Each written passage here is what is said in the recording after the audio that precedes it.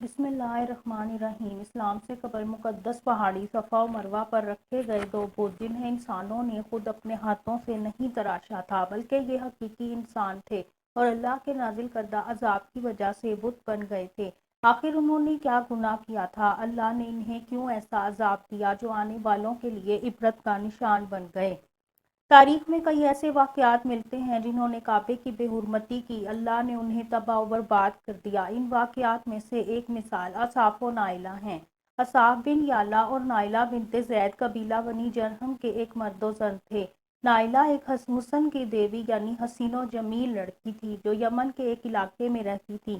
یہ بہت فاحش قسم کی لڑکی تھی اور گندے لباس پہن کر بازار میں گھومتی پھرتی تھی۔ قبیلے کا ہر نوجوان اس سے دوستی کا خواہاں تھا، ہر کوئی اس سے تعلقات کا خواہش مند تھا۔ انہی میں قبیلے کے سردار کا بیٹا اصحاب بھی تھا۔ اس نے نائلہ سے دوستی کر لی، دونوں میں بے حد محبت ہو گئی اور یہ محبت بعد میں ہوس میں تبدیل ہو گئی۔ ان دونوں کے قصے مشہور ہونے لگے، ان کے گھر والوں کو معلوم ہو گیا، ان پر پابندیاں لگا دی گئیں۔ اب یہ دونوں فرار کا راستہ اختیار کرنے لگے۔ ایک مرتبہ بنی جرہم کا ایک قافلہ حج کے لیے بیت اللہ کے لیے چلا تو یہ دونوں بھی اس قافلے کے ساتھ چل پڑے اور بیت اللہ پہنچ گئے۔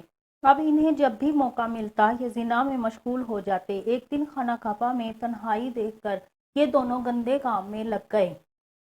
ان کے اس عمل پر زمین اور آسمان کانپ اٹھا، چرند پرند سب خاموش ہو گئے، اللہ کو جلال آ گیا۔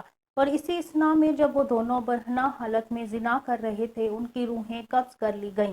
دیکھتے ہی دیکھتے پتھر کے بنتے چلے گئے۔ بنی جرہم کے لوگ خانہ کعبہ میں جب واپس آئے اور ان دونوں کو اللہ کے عذاب کا شکار دیکھا تو انہوں نے ان کے بت چوراہے پر رکھوا دیے تاکہ لوگ اس سے عبرت حاصل کر سکیں۔ پہلے لوگ ان کے بتوں کو نفرت سے پتھر مار کر گزرتے تھے، پھر وقت گزرنے کے ساتھ ساتھ ان کو ہاتھ لگا کر گزرنے لگے۔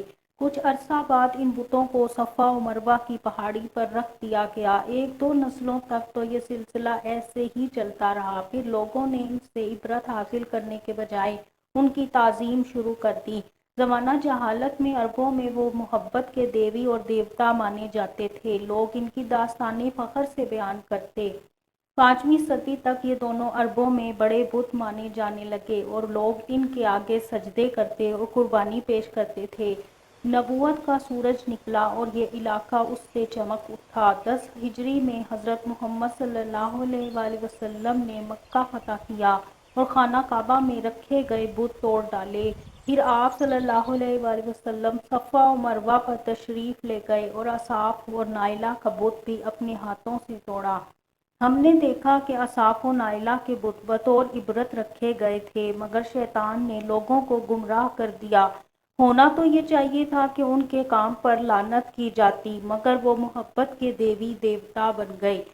بالکل اسی طرح آج کل کے حالات میں ہم کسی خبیث النسل انسان کو اپنا ہیرو بنا کر رول ماڈل پیش کرتے ہیں اور آزادی کے نام پر ہر برائی کو اچھائی بنا کر اس کی بھرپور تائید کی جاتی ہے۔ اللہ سے دعا ہے کہ ہمیں ہر طرح کی برائیوں اور شرک جو ظلم عظیم ہے ہم سب کی حفاظت فرمائے، آمین۔